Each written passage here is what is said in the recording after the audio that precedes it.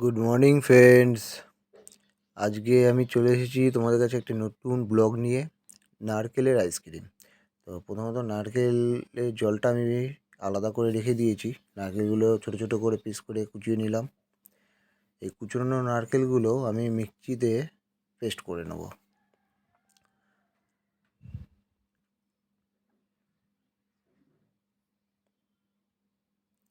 আমার রেডি, কুচানো মিক্সিও হয়ে গেছে। এর মধ্যে আমি একটু দুধ নিলাম, লিকুইড দুধ এবং পাউডার দুধ মিশিয়ে নেবো ভালো করে। আর এর মধ্যে অল্প পরিমাণ কিশমিশ দিয়ে দেবো। ভালো করে মিশিয়ে নিলাম। মিশিয়ে নেওয়ার পরে 2 চামচ কর্নফ্লাওয়ার দিয়ে দিলাম, তাতে আরও গাঢ় এবং ঘন হবে আইসক্রিমটা, খেতেও ভালো লাগবে। স্বাদ অনুযায়ী চিনি দিলাম। নারকেল এমনি মিষ্টি, বেশি চিনি দিলাম না। এবার কোরানো নারকেলগুলো যেটা মিক্সচারে করে রেখেছিলাম, সেই নারকেলগুলো এর মধ্যে মিশিয়ে দেবো ভালো করে।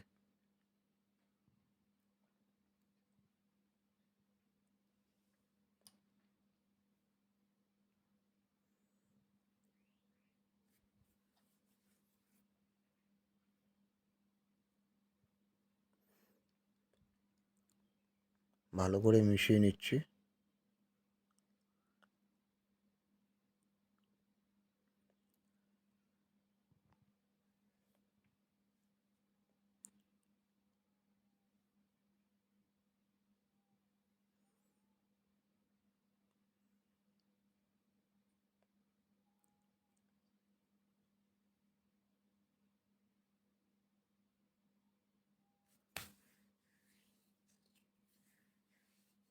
মেশানো হয়ে গেল।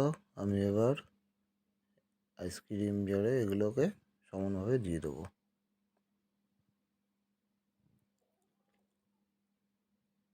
এর উপরে কিছু নারকেল আমি কুচিয়ে রেখেছিলাম লাস্ট ফিনিশিংয়ে, সেই নারকেল কুচোগুলো ওপরে দিয়ে দেবো। তাহলে একটু ভালো লাগবে, শক্ত শক্ত লাগবে যখন আইসক্রিমটা খাবো আমরা।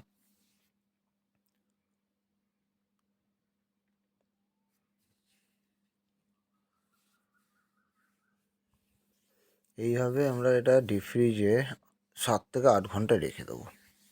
তারপর আমরা খেয়ে দেখবো কীরকম হয়েছে।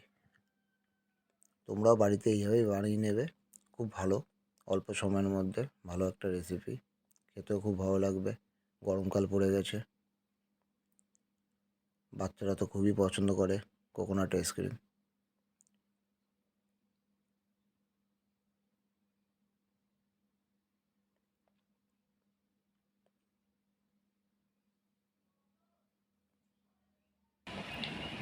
আমাদের আইসক্রিম রেডি হয়ে গেছে। আইসক্রিম আমি 8 ঘন্টা রেখে দিয়েছিলাম। পর আমি বের দেখি করলাম। এবার আইসক্রিমটা কিরকম হয়েছে। সবাই খেয়ে দেখবো কিরকম হয়েছে আইসক্রিমটা, কতটা টেস্টি হলো। আরে বাবা, বাহ সুন্দর সুন্দর হয়েছে। হয়েছে। এবার একটু খেয়ে দেখতে হবে। সুন্দর এসছে। নাও, তুমি একটু খেয়ে দেখো তো কেমন হয়েছে মা। দারুণ হয়েছে। দারুণ হয়েছে।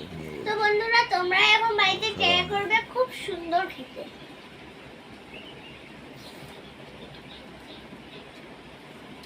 সুপার হয়েছে, সবথেকে সুন্দর এটা। সুপার হয়েছে আবার। ওকে গাইজ, তোমরাও বানিও আইসক্রিমটা, দেখো ট্রাই করে, ভালো লাগবে খেতে। তোমরা লাইক করো।